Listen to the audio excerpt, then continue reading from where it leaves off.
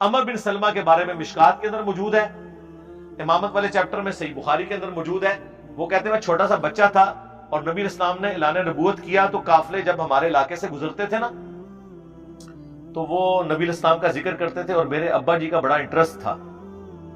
بعض بندے ہوتے ہیں نا، آج بھی آپ دیکھتے ہیں کچھ بندے وہ سیاست میں بڑا انٹرسٹ لیتے ہیں، دنیا میں کیا ہو رہا ہے، اس زمانے میں بھی ایسے لوگ ہوتے تھے۔ تو ہر قافلے والے سے پوچھتے تھے یار وہ ایک بندے نے دعوی نبوت کیا ہے، تو لوگ بتاتے تھے کہ دن بدن ان کا دین پھیل رہا ہے،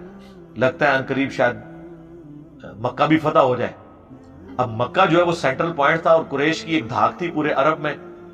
مکے کا فتح ہونے کا مطلب یہ تھا کہ اب نبی اسلام واقعی اللہ کے رسول ہیں، ان کے نزدیک، جن کو ابھی بھی کوئی ڈاؤٹ تھا کہ اللہ نے انہیں غلبہ دے دیا، کہ قریش مکہ نے گھٹنے ٹیک دیے، اتنے جنگجو قوم۔ تو کہتے ہیں کہ میں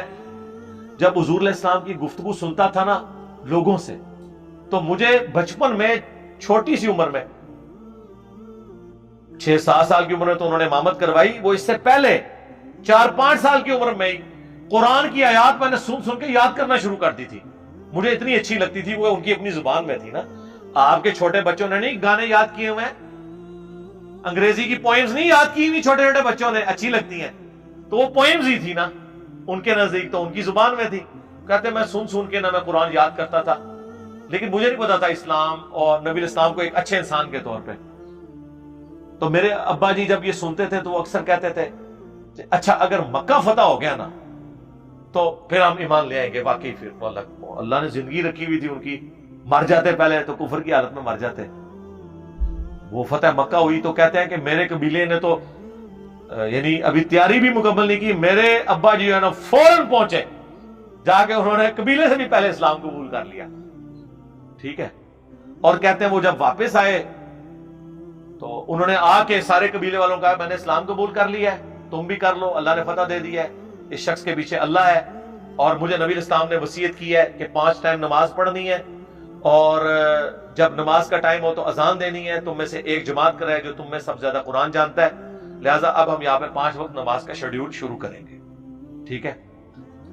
سارا عرب کے بدو لوگ جنہوں نے کبھی سجدہ بھی نہیں کیا ہوا، ان کے لیے تو ایک ایکٹیویٹی تھی نا، جیسے نیا نیا رب الجزائن شروع کریں تو کتنا آپ کو مزہ آتا ہے، ہمیں تو آج تک آتا ہے، لیکن جنہوں نے کبھی نماز نہیں پڑھی ان کے لیے تو نماز سب کچھ تھی۔ تو اب جب قرآن کی باری آئی تو کہتے ہیں اس دن کہتے ہیں میں نے اپنے ابا جی کو ڈسکلوز کر دیا کہ ابا جی مجھے تو اتنا قرآن آتا ہے، میں نے تو یہ صورتیں یاد کی ہوئی ہیں۔ تو کہتے ہیں میری عمر 6 یا 7 سال تھی، مجھے میرے قبیلے والوں نے امام مقرر کیا، پورا قبیلہ میرے پیچھے نماز پڑھتا تھا، وہ مجھ سے زیادہ قرآن کسی کو نہیں آتا تھا۔ تو وہ کہتے ہیں کہ لیکن غریب تھے ہم، کہتے ہیں میرے پاس ایک ہی چادر تھی، جب میں سجدے میں جاتا تھا تو پہ پردگی ہو جاتی تھی۔ پھر سارے قبیلے والوں نے پیسے جمع کر کے میرے لیے ایک چادر خریدی، کیونکہ وہاں سے عورتوں کا ایک قافلہ گزر رہا تھا۔ اس نے کہا کہ اپنے اس امام کی جو ہے وہ شرمگاہ کی تو حفاظت کرو، اس کو کوئی چادر تو پوری لے کے دو۔ تو سارے لوگوں نے تھوڑے تھوڑے پیسے جوڑ کے ایک چادر لے کے دی، اور مجھے اس چادر کی اتنی خوشی کہ اس کے بعد مجھے کسی چیز میں اتنی خوشی نہیں محسوس ہوئی۔ اس وقت تو لوگوں نے سوچا ہی نہیں تھا کہ ان قریب رومنز اور پرشین کے خزانے ان عرب کے بدوؤں کے پاس آئیں گے۔